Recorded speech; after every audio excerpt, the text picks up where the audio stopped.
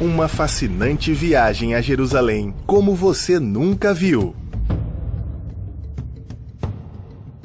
Encontre nessa apresentação especial a maior reconstituição de Jerusalém em ambiente fechado do mundo.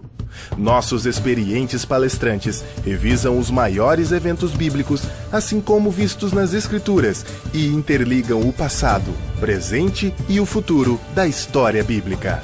Um material perfeito para igrejas, estudos bíblicos, escolas dominicais, programas de ensino cristão e para o seu lar. Jerusalém na época de Cristo.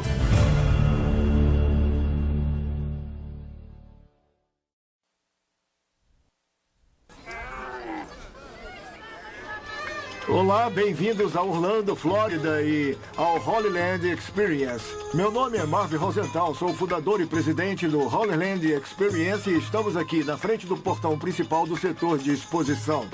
Achamos que vocês irão gostar da apresentação que irão ver, pois vamos levá-los para 2000 anos atrás no tempo, até a cidade de Jerusalém na época de Cristo e um pouco além disso, na época dos grandes profetas e sacerdotes de Israel. A maquete que vocês irão ver foi construída por nosso pessoal e por voluntários no período de 18 meses. É a maior maquete indoor do mundo de Jerusalém. E sabemos que ficarão encantados com as informações e com a apresentação que irão ver. É bem oportuna, pois Jerusalém é a cidade e capital mais importante na face da Terra.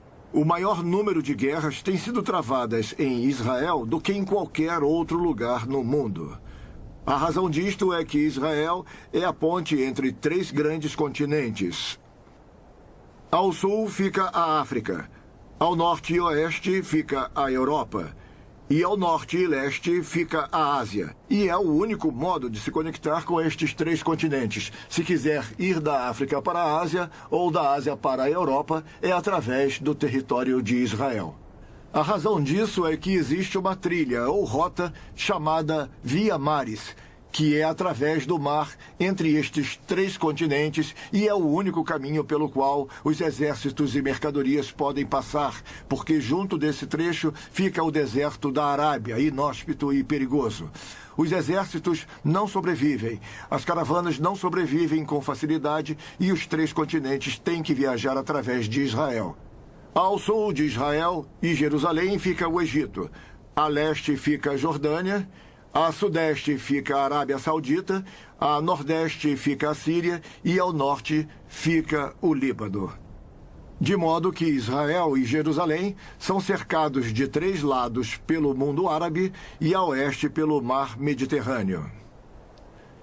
E é também importante que na Bíblia, toda vez que se ia a Jerusalém, a Bíblia diz que você subia. Não importa se viesse do norte, do sul ou do leste. Você sempre subia e quando vinha de Jerusalém, você descia. A razão disso é que a Bíblia afirma que Jerusalém é a capital do mundo, onde Jesus Cristo veio para morrer como o Cordeiro de Deus e tirar os pecados do mundo, e é nessa mesma cidade que ele virá uma segunda vez para se tornar o Rei de todos os reis e Senhor de todos os senhores. De Jerusalém ele regerá e reinará sobre o mundo, e é com prazer que os levaremos agora para a maquete e para esta emocionante apresentação.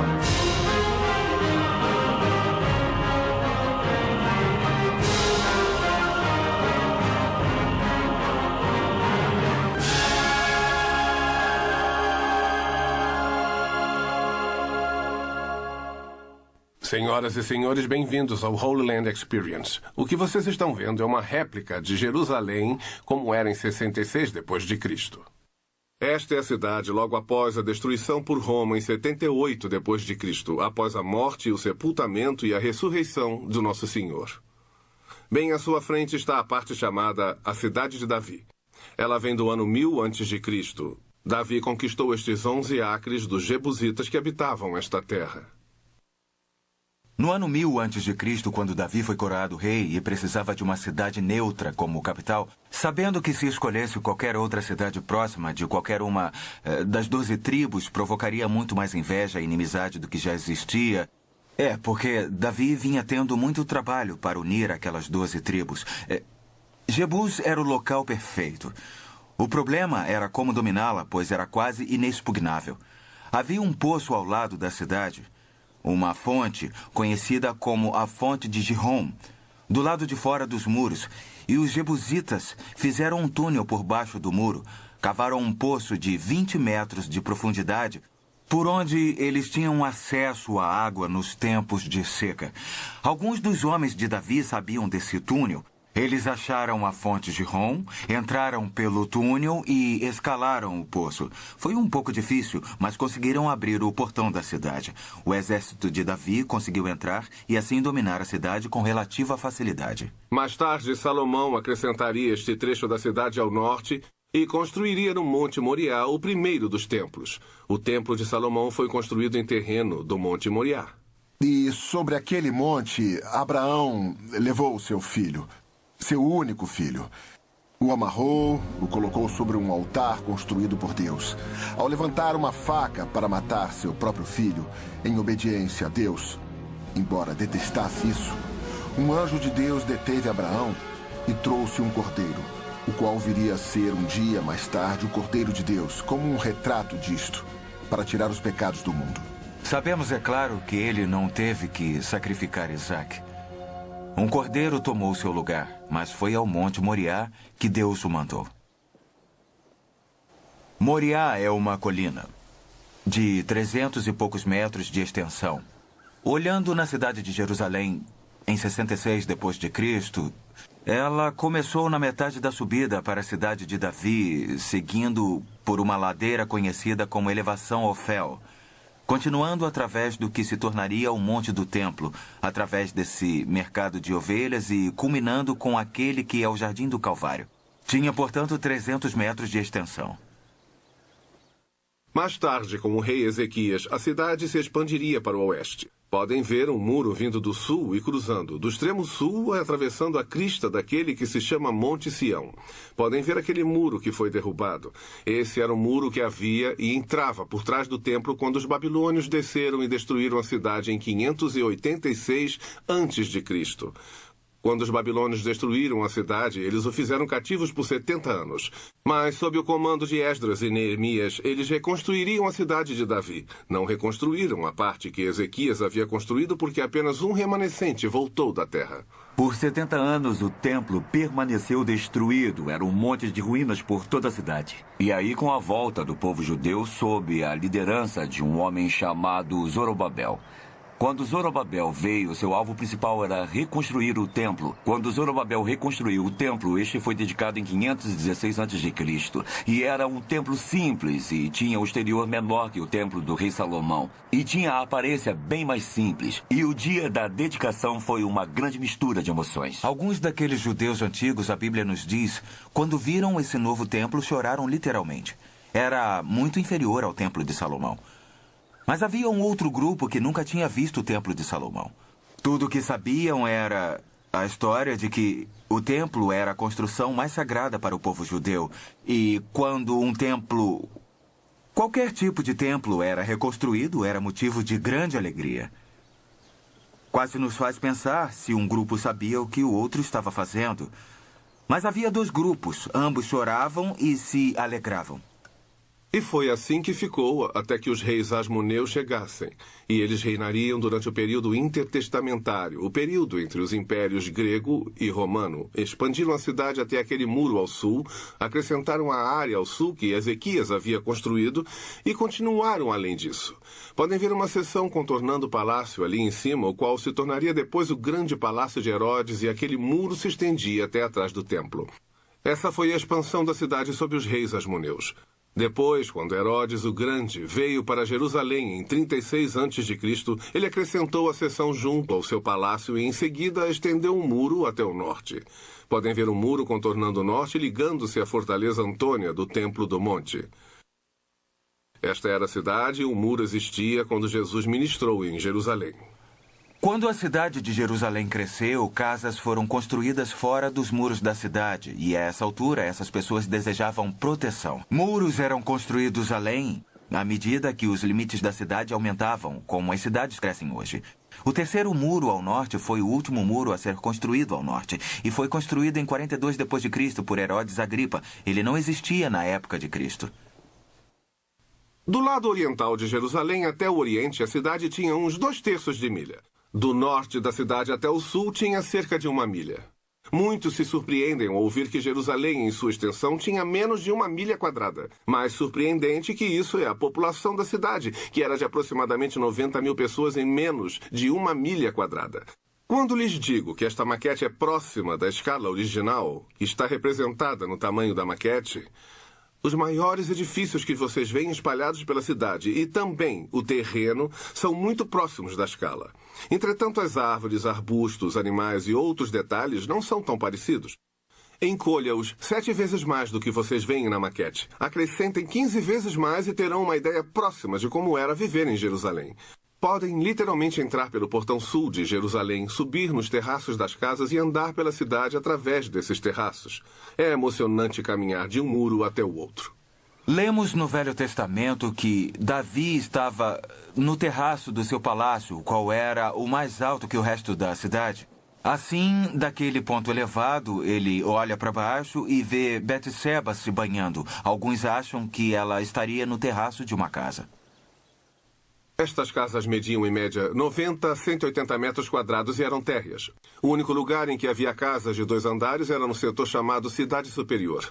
Coloque alguém em uma casa de 90 a 180 metros quadrados, tendo 6 filhos, uma esposa brigona, um marido complicado, e eu lhe garanto que você ficaria no terraço da casa e dá para entender como a vida era apertada. Há um bom número de colinas e vales dentro e ao redor de Jerusalém. Acima do centro da cidade fica o Vale de Tiropoion, separando a cidade ao meio. De um lado fica o cume do Monte Sião, onde podem ver aquele muro atravessando o cume do lado oeste. Do lado leste fica o Monte Moriá. O Monte Moriá, como já foi dito, é o lugar onde ficava o templo e onde Abraão iria ofertar Isaac. Vocês estão agora no lado ocidental de Jerusalém, no Vale Quidron. Ele abrange os lados norte e sul do lado ocidental de Jerusalém. Atrás de vocês fica o Monte das Oliveiras, mais ao alto. Ao norte disso, o Monte Escopos. Monte Escopos é onde os babilônios e os romanos acamparam para tomar um trecho estratégico de Jerusalém para planejar a estratégia de seu ataque. Havia sempre ataques em Jerusalém vindos do norte. O Muro Norte era o único muro que não tinha um vale ao redor. Há um outro vale do lado oriental da cidade, onde ficava o Palácio de Herodes.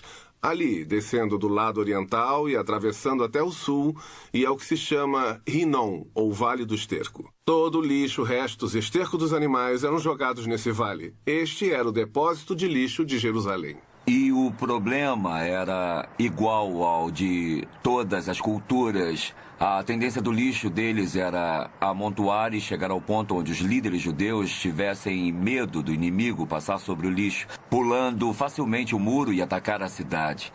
Aí eles tiveram uma ideia brilhante. Eles incendiaram o vale inteiro. Bem, o fogo queimava continuamente e foi um meio perfeito de afastar o inimigo. Jesus usou aquilo como exemplo do inferno. Ele disse claramente que Deus faria igual ao vale do Rinom por causa do fogo que havia sido colocado no seu topo para protegê-lo. Como qualquer outro depósito de lixo, começou a criar um tipo de verme que veio debaixo do lixo e era igualmente indestrutível. E os vermes comiam o tempo todo por baixo e o fogo queimava o tempo todo por cima. E Jesus usou isso como exemplo de como seria o inferno um dia, onde o seu verme não morre e o fogo não se apaga, dando ao povo um entendimento perfeito de que o inferno não seria um bom lugar para se estar.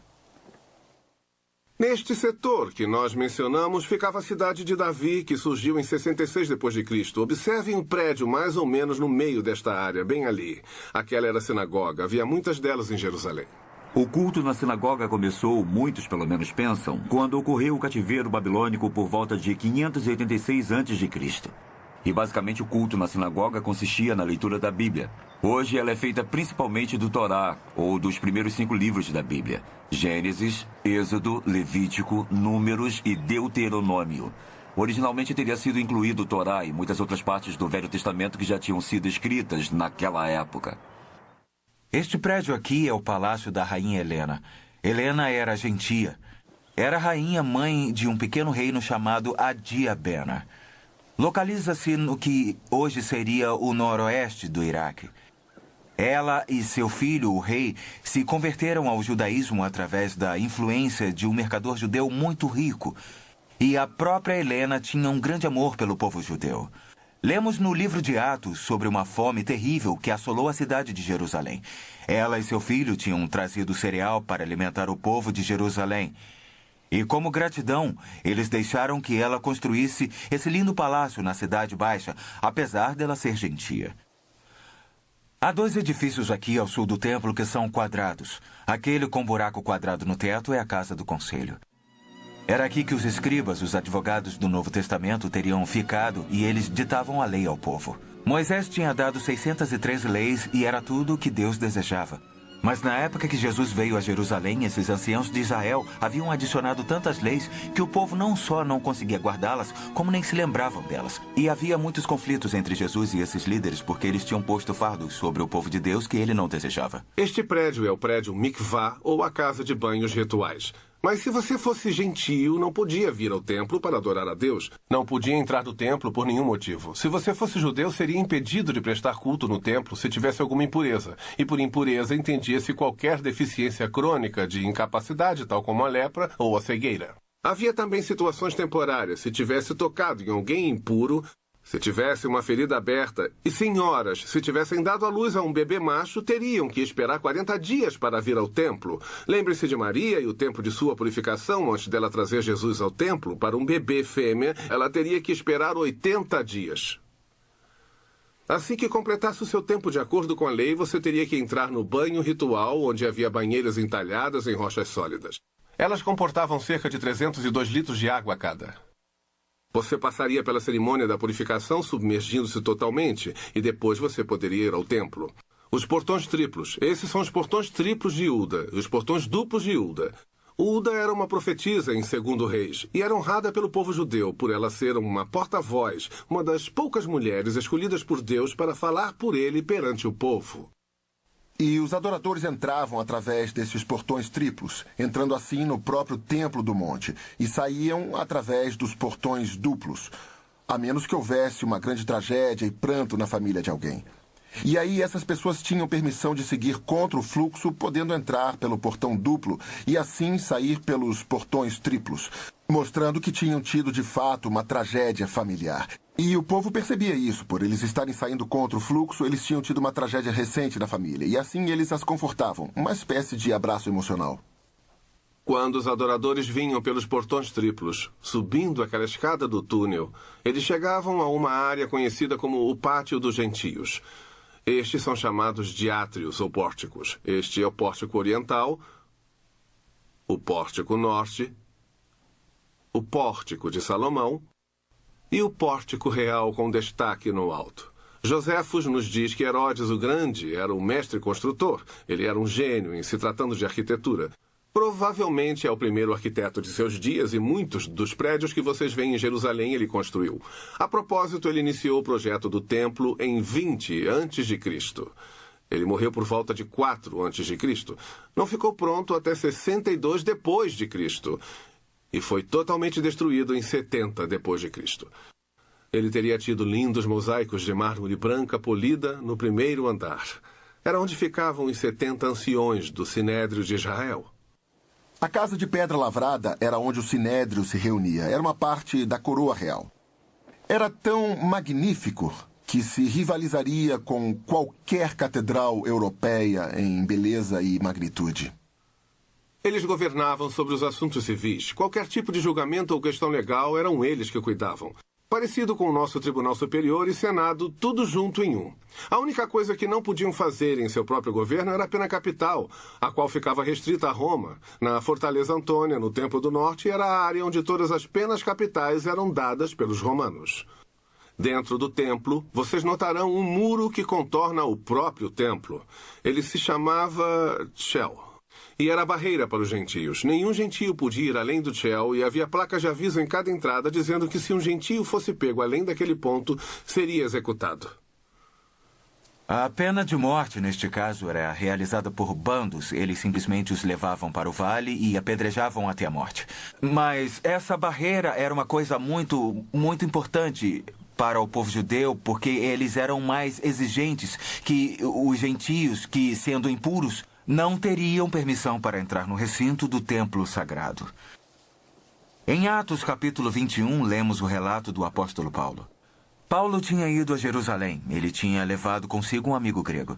E estando lá, ele foi ao templo. Os judeus, a Bíblia diz, acharam que ele havia levado aquele amigo grego para o interior do templo. Paulo foi apanhado por um bando.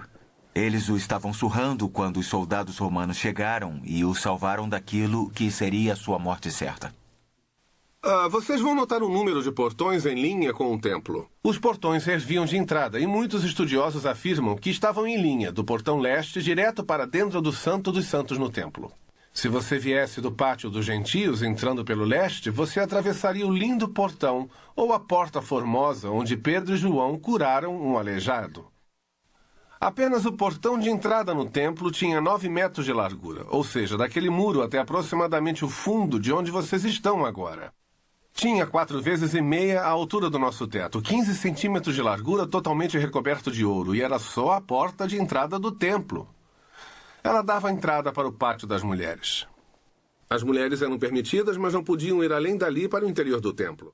Você também podia vir e dar seus dízimos e ofertas ali. Havia 13 grandes caixas para o dinheiro ao redor do pátio, onde as pessoas podiam entregar os dízimos e ofertas. Provavelmente esse foi o pátio onde Jesus contou a história da viúva que deu 2 moedinhas. Dentro do pátio das mulheres havia quatro cantos. Em cada um desses cantos havia 4 salas. Uma delas era a casa dos nazireus. Era ali que as pessoas vinham para fazer o voto de nazireu. Na falta de uma ilustração melhor, o povo judeu fazia o voto de nazireu, algo parecido com o jejum que crentes ou cristãos fazem por um dia, uma semana ou um mês. Sansão no Velho Testamento foi sempre um nazireu, mas isso foi uma coisa única. Portanto, essa era a casa dos nazireus. Havia também a casa dos leprosos. Devem se lembrar quando Jesus curou os leprosos e disse para eles irem se mostrar ao sacerdote. Deve ter sido lá no pátio das mulheres, na casa dos leprosos. E havia um canto chamado de Casa da Madeira. A madeira era guardada ali para ser usada no altar da queima do sacrifício.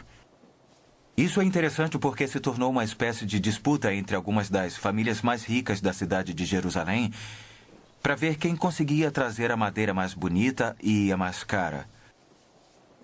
Essa era a Casa da Madeira e havia a Casa do Óleo. Era lá que o óleo para o menorá dourado era preparado. Levava cerca de 8 dias para preparar aquele óleo para a cerimônia.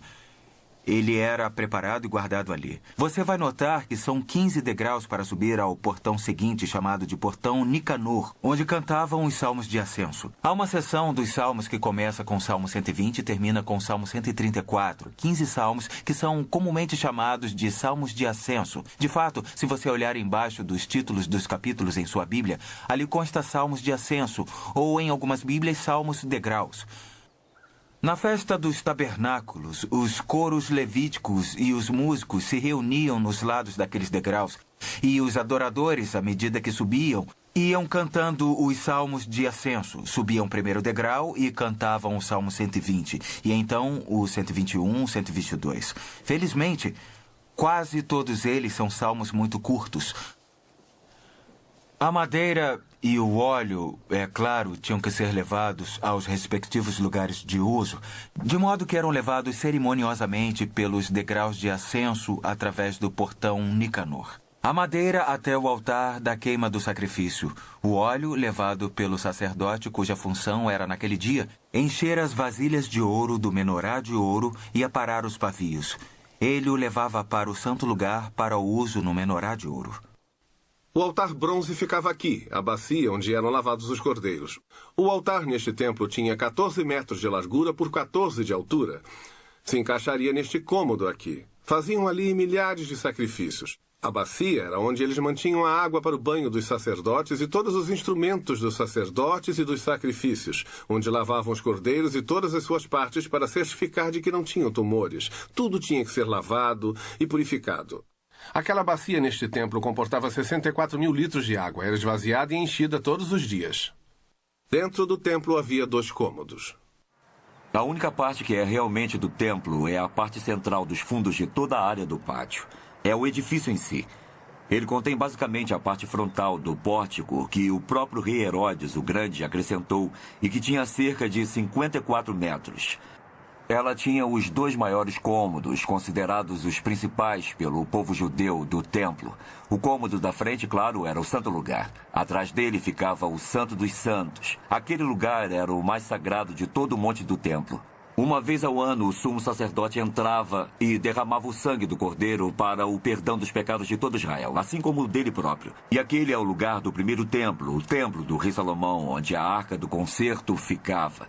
Na época do templo do rei Herodes, não havia arca. Tudo que havia era uma laje de pedra no chão, onde a arca havia estado uma época. Os visitantes que vão ao Templo da Montanha hoje vão encontrar 2 prédios principais. Há algumas estruturas menores espalhadas ao redor. Mas há 2 prédios principais no Monte do Templo.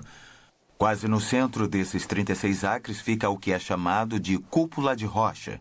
A cúpula é, na verdade, um memorial. É supostamente o lugar onde Maomé ascendeu ao céu para lá lhe dar instruções sobre como o povo deveria orar e voltou para lá e então foi para Meca. Junto ao Muro Sul fica a mesquita de Al-Aqsa. Esse é o lugar em que eles consideram o seu terceiro lugar mais sagrado. É uma mesquita, é um lugar de adoração, embora não muita gente saiba que ela existe. Aquele é o lugar mais sagrado do povo muçulmano entre os prédios lá no Monte do Templo. Também a leste você vai notar, se olhar do portão ocidental, que hoje ele está cimentado. Lá pelo século VII, quando estes prédios foram construídos, o povo judeu no local, naquela época, disse ao Império Turco: vá em frente e construa, pois um dia o nosso Messias virá. Elias anunciará a sua vinda, e ele virá pelo portão ocidental e tomará o cetro. E ele irá reinar sobre Jerusalém e as nações do mundo. Eles levaram isso a sério, criam que os profetas judeus poderiam ter parte nisso, e eles cimentaram aquele portão, e ele está cimentado até hoje. Também construíram cemitérios em frente às colinas que descem do portão, para que qualquer profeta ou sacerdote como Elias, andando entre os mortos, ficasse impuro e não pudesse realizar seu ministério. Boa tentativa, mas não creio que fosse dar certo. No santo lugar em si, apenas os sumos sacerdotes podiam entrar para ministrar com aqueles implementos que lá estavam. Havia tantos sacerdotes em Israel que tinham sido divididos em 24 turnos. Cada um servia por 2 semanas, o que totalizaria 48 semanas. Entretanto, nas 3 grandes festas, Páscoa, Pentecostes e Tabernáculos, todos os sacerdotes tinham que se apresentar e ministrar. No lado sul havia o castiçal menorá de 7 hastes, que era oferecido, é claro, como a luz. É uma figura da luz do mundo, a qual Jesus se tornou quando entrou em nosso mundo. No lado norte havia a mesa dos pães da proposição, 12 pães, um para cada tribo de Israel, mostrando que Deus havia sustentado eles como o fez no deserto e que ele é o pão da vida. E no lado oeste, ou centro, havia a mesa do incenso. O incenso subiria ao céu. Isso era uma figura das orações dos santos. Havia um véu muito grande, ou cortina, que separava o santo lugar do santo dos santos. Era magnífico. Tinha uns 30 metros de altura por 10 de largura, medindo uma palma da mão, ou 10 centímetros de espessura. Um escritor mencionou que 2 parelhas de bois puxando ao contrário não conseguiria rasgá-lo. E é claro que ele rasgou de alto a baixo quando Jesus morreu na cruz. Deus queria dizer que o caminho até a sua presença, o Santo dos Santos, que até aquele dia era restrito apenas ao sumo sacerdote, agora estava aberto, tendo acesso a Deus, qualquer um que viesse através do sangue vertido por Jesus Cristo na cruz do Calvário. Era aquela separação que impedia qualquer um de ir além do véu e entrar no Santo dos Santos. Somente o sumo sacerdote podia fazer isso uma vez por ano, no dia da expiação. Este é o dia em que o sumo sacerdote pega o sangue de um novilho para ser apresentado no Santo dos Santos, aspergido sobre a arca pelos seus próprios pecados e os de seus familiares. Em seguida, o sangue de um cabrito será aspergido para cobrir os pecados do povo para o próximo ano. É um dia muito elaborado para o sumo sacerdote. Sempre nos perguntam se o sumo sacerdote tinha uma corda amarrada no tornozelo quando ele entrava no Santo dos Santos para ministrar. A ideia é que se ele por algum motivo estivesse cerimonialmente impuro ou inaceitável para Deus quando entrasse no Santo dos Santos, Deus o mataria ali mesmo. Ninguém poderia entrar para pegá-lo, por isso amarravam uma corda nele para puxá-lo para fora. Como iriam saber que ele estava morto? Bom, havia guizos em torno da barra de seu manto, e quando os guizos paravam de suar por um longo período, a teoria diz que ele deveria estar morto e o puxavam para fora pela corda. Até onde nós sabemos por todas as nossas pesquisas, nossos estudos dos escritos, pelas tradições, essa tal corda ou esse evento não ocorreu. O Santo dos Santos era o santuário mais interno. Era o lugar onde a Arca do Concerto residia. Era o lugar onde a nuvem da glória Shekinah estava, lá na Arca do Concerto. Pena que nos dias do Novo Testamento, nada disso havia no Santo dos Santos. No Velho Testamento, lemos que a presença de Deus na glória Shekinah deixou o templo. Mais tarde, quando o povo da Babilônia marchava pela terceira e última vez sobre a cidade, os judeus retiraram a arca do templo e a esconderam até onde sabemos. De modo que nos dias do Novo Testamento, quando o sumo sacerdote entrava além do véu, tudo o que havia lá naquele momento era uma base de pedra de 8 centímetros de altura na qual a arca estaria colocada. O prédio que vocês veem ao norte do templo é a Fortaleza Antônia.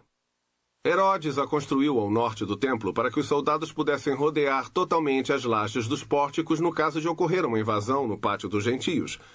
Do lado de fora havia 2 reservatórios de água e o mercado, onde guardavam as ovelhas para os sacrifícios. O reservatório de Israel localizava-se ao longo do muro norte do Templo do Monte. Alguns arqueólogos sugeriram que ele fazia parte da fortaleza Antônia original.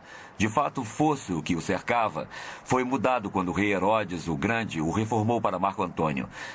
Mas outros também têm afirmado que pode ter sido usado e chamado em certa ocasião de o Lago dos Cordeiros, onde os cordeiros eram banhados e preparados para a adoração no templo. O outro reservatório com os 5 pórticos é o Poço de Betesda. Os 5 pórticos, o Poço de Betesda, estão em João capítulo 5. Foi ali que Jesus esteve e curou um homem que era paralítico há 38 anos. Um fato interessante, foi a única vez nas Escrituras em que Jesus esteve com uma multidão e apenas curou um.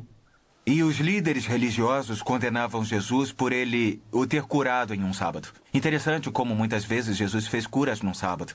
Ele estava ilustrando a verdade que o sábado foi feito para o homem e não o homem para o sábado. Descendo pelo portão norte em Jerusalém, chamado Porta de Damasco, descendo direto pelo centro da cidade, através do vale Tiropocon, fica a estrada principal para entrar em Jerusalém. Se observarem logo atrás do templo, o maior mercado da cidade ficava nessa entrada principal logo atrás do templo, aqui. Boa estratégia mercadológica, mesmo para 2000 anos atrás. Se você fosse a Jerusalém, teria que passar pelo mercado. Ainda hoje funciona. Os shoppings são construídos sempre na rua principal. Ao norte vão notar a colina que já foi mencionada, o Gólgota, o lugar da caveira. Os romanos sempre crucificavam ao longo da estrada principal de entrada e saída de qualquer cidade que ocupavam. Queriam que todos os visitantes vissem de perto e pessoalmente qual era o castigo para os crimes contra Roma. Logo do outro lado de onde fica a estrada principal, do outro lado dessa colina, a cerca de 70 metros de distância, é onde fica o túmulo que Sir Charles Gordon encontrou, onde ele acreditava que Jesus ressuscitou. Sir Charles era um arqueólogo amador, visitava Jerusalém e da casa de um amigo ele notou que ao norte havia uma colina com o rosto de uma caveira. Ele começou a fazer pesquisas naquela área e encontrou o túmulo. Um túmulo que se enquadrava à descrição bíblica do túmulo do homem rico registrada na Bíblia. O tamanho e o formato dele se enquadravam à descrição. Ao continuar suas pesquisas, encontrou um grande jardim e evidências de um jardim muito grande. Encontrou uma cisterna que deveria reter 1 milhão de litros de água. Também encontrou a maior vinícola de Jerusalém. Esta era uma forte evidência de ser uma possibilidade do local da morte, sepultamento e ressurreição do Senhor Jesus. O outro local ficava só um pouco a sudoeste daquele local, onde vocês verão uma colina do outro lado deste muro. É aqui que fica a igreja do Santo Sepulcro atualmente. Isso data de 300 depois de Cristo. Constantino é quem reinava em Roma. Ele declarou o cristianismo a religião de Roma. A sua mãe veio até Jerusalém em busca de locais importantes e foi informada que sob um templo romano ficava o local da ressurreição. Ela fez demolirem o templo, ela encontrou o túmulo e construiu a igreja do Santo Sepulcro que permanece lá até hoje. Há 2 monumentos que vocês verão a noroeste de Jerusalém. Entre onde ficava o terceiro e o segundo muro, existem 2 grandes monumentos que estavam lá durante os tempos antigos. E esses monumentos foram feitos lá em honra a 2 reis especiais da Asmônia, ou dinastia dos Macabeus. Os Macabeus eram uma família judia que reinava em Israel entre os períodos do Velho e do Novo Testamento. Esta torre era usada para observarem o norte caso os inimigos viessem através da terra de Israel. O faziam literalmente através de tochas à noite ou durante o dia através do soar de buzinas. Eles podiam alertar Jerusalém que ela estava sendo atacada. Ela era sempre atacada pelo norte, porque o muro ao norte não tinha vale. Todos os outros muros estavam protegidos por vales, e eles podiam sinalizar de quase 150 quilômetros de distância para preparar a cidade para ser defendida enquanto consertavam os muros. O edifício alto no centro da cidade era a Torre de Luz. Era usada no sábado. Na sexta à tarde, um sacerdote ficava na torre. Ele alinhava as pedras da torre com o muro ocidental. Assim que o sol se punha no oeste, abaixo do alinhamento, ele sinalizava este homem no canto do templo para tocar a trombeta, indicando que o sabá começara. Sábado à noite, ele repetia o processo e o sabá tinha terminado. Deste modo, todo mundo, pelo menos em Jerusalém, começaria e terminaria o sabate ao mesmo tempo. Próximo deste prédio estava provavelmente o prédio mais importante fora o Templo de Jerusalém. Era chamado de Casa dos Registros. Todas as genealogias do povo judeu eram guardadas ali. Por exemplo, se um jovem se apresentava para ser sacerdote, havia muitas qualificações, mas entre elas teria que provar que descendia da tribo de Levi e da linhagem de Arão. Como ele faria isso? Ele teria que ir até a Casa dos Registros. Lá ele podia saber a sua linhagem. Um grande dilema do povo judeu. Aqueles registros naquele prédio foram todos destruídos em 70 d.C. Hoje nenhum judeu sabe de que tribo ele veio. Mas se você fosse ser sacerdote, teria que provar que sua linhagem tinha vindo de Arão. Nenhum sacerdote hoje, nenhum indivíduo pode provar que sua linhagem vem de Arão e da tribo de Levi. Maior problema que este existe para o povo judeu que não crê que Jesus é o verdadeiro Messias. Eles continuam esperando o Messias. Como alguém pode provar sua linhagem de Davi e da tribo de Judá hoje sem esses registros? Não pode.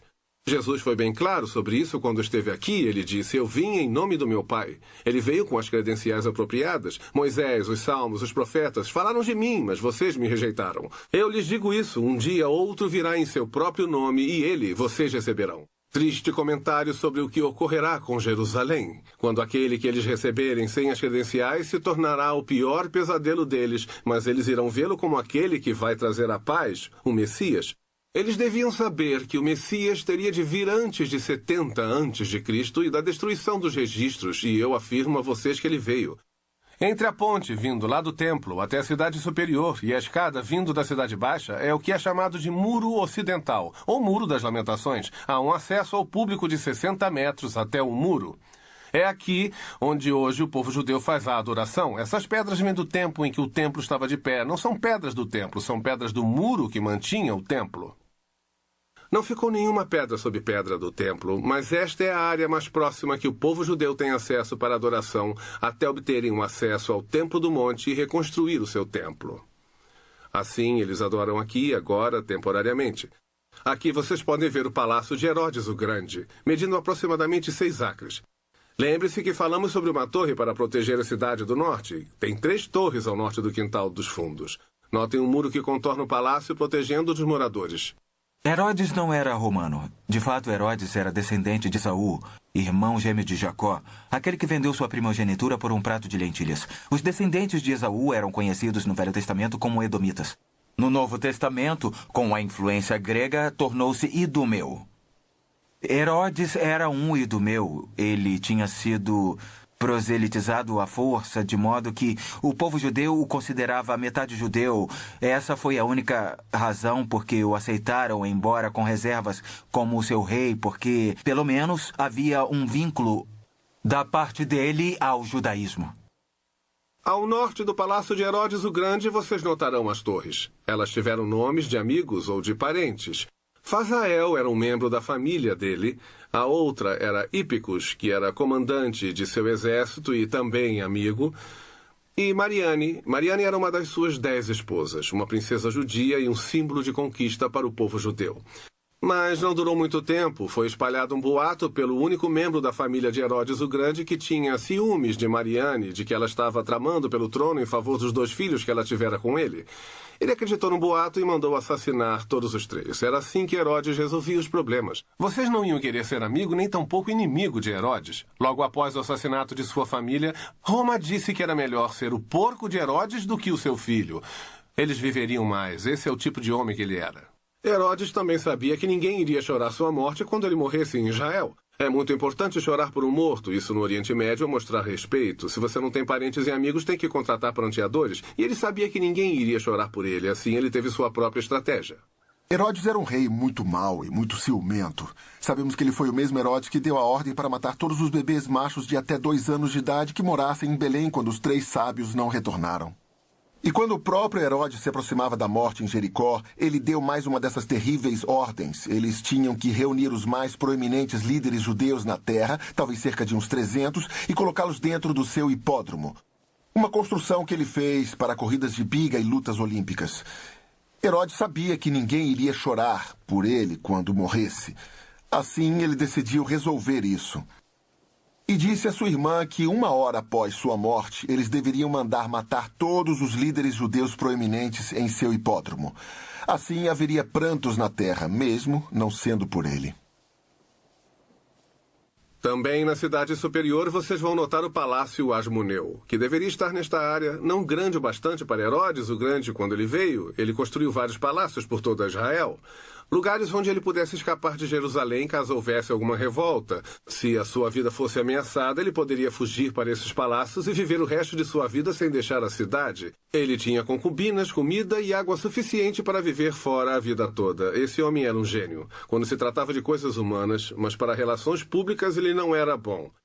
Este aqui é o anfiteatro. Havia peças, palestras, concertos, muito grego, muito romano em sua cultura. Também sabemos que Anás e Caifás, suas casas teriam sido na Cidade Alta. Eles eram ricos porque, se vocês se lembram bem, roubavam os pobres no templo. O sumo sacerdote tinha transformado a casa de oração num covil de ladrões, cobrando taxas exorbitantes pelo câmbio do dinheiro e também aumentando o preço dos cordeiros para o sacrifício. E notamos também o túmulo tradicional do rei Davi na Cidade Alta. Também sabemos que Jesus comemorou a Páscoa na Cidade Alta porque ele comemorou no cenáculo, o único lugar com 2 andares que havia na Cidade Alta. Foi lá que Jesus comemorou a Páscoa com seus discípulos. Foi lá que ele, nos disseram, retirou a túnica e lavou os pés dos discípulos. Jesus anunciou que um o iria trair. Os discípulos perguntaram: serei eu? Judas recebeu o bocado e foi embora. Jesus disse a ele: o que tem de fazer, faça logo. Foi lá que Pedro declarou sua grande lealdade a Jesus e Jesus profetizou: antes do galo cantar, você me negará 3 vezes. E aí Jesus cantou um hino com os 11, seguiu com eles pela cidade até o jardim do Getsêmani, nos arredores de Jerusalém e no templo do monte. Foi, é claro, no jardim do Getsêmani que Jesus orou 3 vezes ao Pai: Pai, seja feita a tua vontade. Afasta de mim este cálice, mas seja feita a tua vontade, não a minha. Lá ele agonizaria tão intensamente naquela noite que literalmente suou gotas de sangue da sua fronte. Eu não creio que a tortura da cruz era o que ele tinha em mente, ou a tortura dos soldados, mas quando ele estava naquele monte, Jesus estava contemplando aqui pela primeira vez na eternidade. Ele, Deus o Filho, Deus o Pai, estavam para ser separados um do outro pela primeira vez. Ele não estava suportando a ideia de que, ao tomar os nossos pecados sobre si mesmo, ficariam separados. Também sabemos que após o momento de oração, os discípulos adormeceram, é claro. E eles foram interrompidos por Judas e os guardas. E Judas traiu Jesus com um beijo e os guardas prenderam Jesus. Os discípulos fugiram após Pedro cortar a orelha de um guarda. E então Jesus é levado para a casa de Anás primeiro, novamente na Cidade Alta. Anás tinha sido o sumo sacerdote, ele ainda tinha poder por trás daquele cargo. Um julgamento breve, mas ilegal ocorreu lá. Interessante notar que os judeus daquela época tinham mais leis para proteger os acusados do que temos na América hoje. E eles violaram cada uma delas naquela noite. Da casa de Anás, ele foi levado ao palácio de Caifás. Caifás era genro de Anás. Com falsas testemunhas, fizeram um julgamento ilegal que durou a noite toda. Aí, pela manhã, Quando o galo cantou, Pedro, seu próprio discípulo, negou conhecer Jesus. Quando Jesus era levado de novo pela cidade, ele negou de novo. E antes do galo cantar pela terceira vez, ele negou que conhecia Jesus. E assim pela manhã eles o trouxeram do templo do monte até a casa de pedra lavrada, onde o sinédrio tinha se reunido às pressas, o que também era contra a lei. Mas eles o tinham acusado de blasfêmia e queriam que fosse condenado à morte. Somente os romanos podiam fazer isso. Assim, eles o levaram para a fortaleza de Antônia, onde o procurador romano Pôncio Pilatos ficava. Tudo o que Pilatos queria era tirar aquela situação complicada de suas mãos antes que se iniciasse na cidade um grande tumulto. E quando ele soube que Jesus era originalmente da vila de Nazaré, na região norte da Galiléia, e ele sabia que o regente, o tetrarca da Galiléia, estava em Jerusalém para a Páscoa, seu nome era Herodes Antipas, um dos filhos de Herodes o Grande, e ele era o Herodes que decapitou João Batista. Então disse Pilatos: "Este homem é galileu, vamos mandá-lo ao tetrarca da Galiléia." O rei Herodes Antipas, é claro, ficou excitado. Ele tinha ouvido falar sobre esse homem chamado Jesus e todos os seus milagres e queria ver alguns.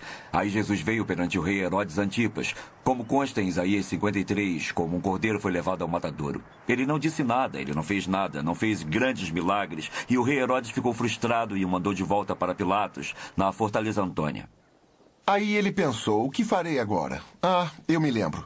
De acordo com o costume deles, no dia da Páscoa me é permitido entregar a vocês um prisioneiro. Quem vocês querem? Jesus, que chamam o rei dos judeus, ou Barrabás? E há uma grande ironia no nome dele. Barrabás vem de duas palavras do aramaico. A palavra Bar quer dizer filho de, como Simão Bar-Jonas. E Abas, que quer dizer pai, pondo juntas Barrabás, o filho do pai. O que levou Jesus a ser condenado à morte foi afirmar ser o filho do pai. Entre todas as pessoas que mereciam aquela prisão, essa era o homem chamado Barrabás.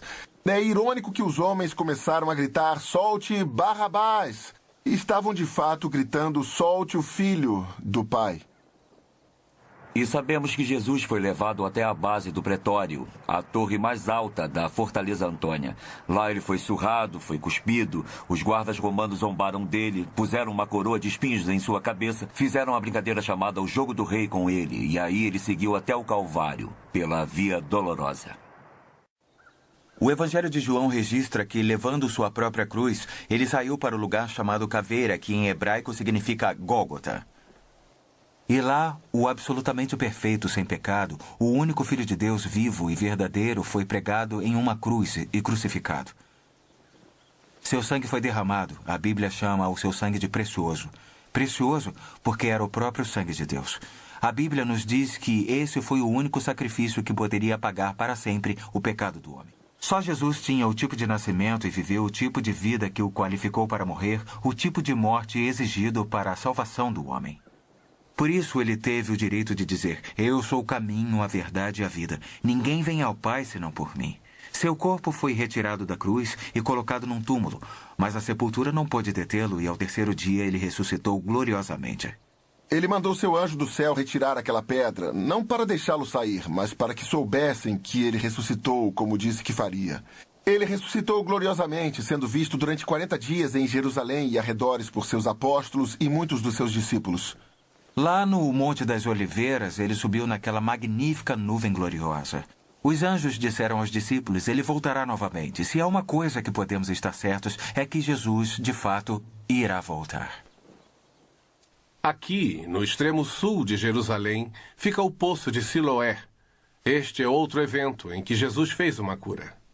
O poço foi formado no Velho Testamento nos tempos do rei Ezequias. Ezequias mandou cavar um túnel que ainda leva seu nome, a partir da fonte de Gihon. Essa fonte fica do lado de fora do muro da cidade. Ele construiu um túnel que torcia e mudava o caminho por baixo através das pedras, formando o poço em si. No poço de Siloé, Jesus pegou argila e cuspiu. Aí misturou tudo e colocou nos olhos de um cego. Ele disse para ir lavar no poço que ele passaria a enxergar. E ele fez isso.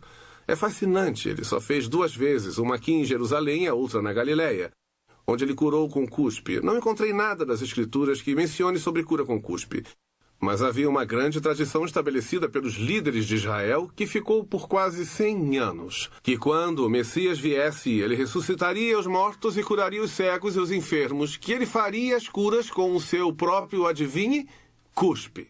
Através da cura aqui do poço e da outra na Galiléia, Jesus afirmava a toda Israel: até as palavras de seus líderes declaram que eu sou o Messias. Eu não apenas cumpri a palavra de meu pai, mas até mesmo suas tradições. A Bíblia nos diz no livro de Marcos o relato interessante de uma mulher que tinha um fluxo de sangue há 12 anos e que havia gasto todas as economias buscando ajuda sem conseguir nada. E ela cria em seu íntimo que se pudesse ao menos tocar no manto de Jesus quando ele passasse, ela ficaria curada. Sabem, havia uma outra profecia em Malaquias 4:2 que nos diz que quando o Filho da Justiça vier, o Messias, ele levantará trazendo a cura em suas asas. É claro, não imaginamos Jesus tendo asas, mas Jesus era um rabi. Um rabi usava um traje especial, um tali, com franjas especiais nas pontas. As franjas eram longas e enlaçadas com azul. E essas franjas nas pontas do traje do rabi eram conhecidas como as asas da sua vestimenta. Se você se lembra da história da mulher com fluxo de sangue que tocou na barra da sua roupa, ela na verdade tocou nessas pontas das franjas. Ela tocou nas asas de seu traje e então houve cura em suas asas. Na Porta Formosa que mencionei antes, ocorreu um destacado evento bíblico em Atos, capítulo 3. Jesus tinha ressuscitado gloriosamente dos mortos no terceiro dia, assim como dissera, assim como ele prometera. Ele foi visto com vida cerca de 40 dias por seus seguidores, uns 500. 10 dias depois, após sua ascensão para estar com o Pai, ele tinha dito aos discípulos: vão a Jerusalém e esperem. Aquele 10º dia seria o dia do Pentecostes, e naquele dia, como havia prometido, o Espírito de Deus desceu dos céus e encheu os corpos que criam. E agora, o que ele havia prometido, o novo nascimento pelo Espírito de Deus, havia sido cumprido com grande coragem. Os seguidores de Jesus saíram e pregaram a ressurreição por onde quer que fossem. E nas primeiras semanas e meses, milhares de judeus haviam depositado a fé em Cristo. Um dia, Pedro e João estavam vindo ao templo. Estavam ouvindo a trombeta soar para o culto. Vieram até a porta, mas antes de entrar havia um homem sentado ali fora que todos em Jerusalém conheciam. Passavam por ele todo dia, um aleijado de nascença. Na porta, fixaram os olhos nele, pararam e olharam fixamente e disseram: não tenho prata nem ouro, mas o que tenho, isto lhe dou. Em nome de Jesus, levante e ande. E consta que ele levantou, correu para o templo, pulando, louvando e adorando a Deus. Foi um milagre naquele dia, onde 5.000 judeus depositaram a fé e a confiança no Salvador ressurrecto, o Messias Emanuel. E eles nasceram do Espírito de Deus naquele dia. Se lembram que eu disse sobre a atividade na cidade, a densidade dos telhados e quanto eles viviam naquelas lajes? Eu lhes garanto que a comunicação em Jerusalém não era por e-mail, rádio ou televisão. Jesus disse aos seus discípulos: um dia o que eu lhes digo na escuridão, ou a ideia é ao redor da fogueira, um dia vocês vão gritar dos telhados. Vocês podem imaginar quando aqueles 5.000 saíram do templo aquele dia recém-nascidos no Espírito de Deus, usaram os seus tetos. Eu garanto que hoje a discussão não seria a tirania de Roma ou a corrupção dos sacerdotes ou o mexerico da vizinhança. Hoje seria: Marta, você esteve no templo hoje? Viu o que aconteceu? E aquele que conhecemos desde menino, ele saltou e pulou diante de nós a simples menção do nome de Jesus. De fato, aquele era quem ele dizia ser. Milhares de pessoas em Jerusalém hoje creram e nós nascemos do Espírito Santo. Ele vive, sabemos, disse com certeza. Gente, essa mensagem atravessou a cidade de telhado para telhado até as vilas e há 2.000 anos tem sido proclamada ao redor do mundo. Milhões têm encontrado, tanto judeus como gentios, a retidão ao lado de Deus ao estenderem as mãos ao Cordeiro. Eles têm recebido a graça de Deus através de Jesus Cristo. Ele tem tomado seus pecados, passado, presente e futuro, e os tem justificado diante de um Deus santo. Se vocês fizeram isso, estendam suas mãos para ele pela fé e o recebam como seu sacrifício e seu Senhor. Alegrem-se com grande júbilo, porque temos muito que ver pela frente. Se não o fizeram, hoje é a grande oportunidade, simplesmente pela fé, se erguer e aceitar o dom gratuito da vida eterna, oferecido por Jesus Cristo em pessoa, grátis para vocês, mas muito caro para ele. Se fizerem isso hoje, recebendo, ele receberá vocês em seu reino e vocês terão hoje tudo o que Deus queria e muito mais para todo sempre. Obrigado por me deixarem visitá-los mais uma vez e eu espero que vocês tenham gostado da apresentação feita pelos nossos instrutores. Existiram muitos impérios que conheceram a glória. O Egito conheceu seus dias de glória. A Babilônia, com Nabucodonosor, teve sua hora de glória. O Império Grego, com Alexandre o Grande, foi um dos grandes impérios da história. E depois veio o Império Romano, que reinou no mundo por muitos séculos. Mas a realidade é que a glória que viveu o Egito passou. A glória que foi a Babilônia acabou. A glória que a Grécia teve existe apenas nos livros de história. A glória que Roma teve só pode ser lembrada. Todos esses impérios tiveram seus dias de glória, mas somente a terra de Israel e sua capital, Jerusalém, conheceu tanto a glória do passado com Davi e Salomão, como conhecerá a glória de novo quando o Senhor Jesus retornar como filho de Abraão, como filho de Davi, para se tornar o legítimo herdeiro do trono de Israel e sua capital, Jerusalém. E dessa posição ele se tornará o Rei dos Reis, o Senhor dos Senhores, de modo que há um grande dia esperando aqueles que amam o Senhor Jesus Cristo e confiam nele como Salvador, porque ele trará a era de ouro, quando o lobo será vencido pelo cordeiro, quando as armas de guerra serão transformadas em armas para o cultivo agrícola, quando a justiça e retidão se tornarão uma realidade na terra. Muito obrigado por nos visitarem aqui em Orlando, no Holy Land Experience. E se seus planos de viagem os trouxer à Flórida Central, queremos convidá-los para vir até aqui conhecer tudo que temos e passar umas 6 ou 7 horas com a gente. Sei que irão apreciar bastante as outras maquetes. Obrigado e Deus os abençoe.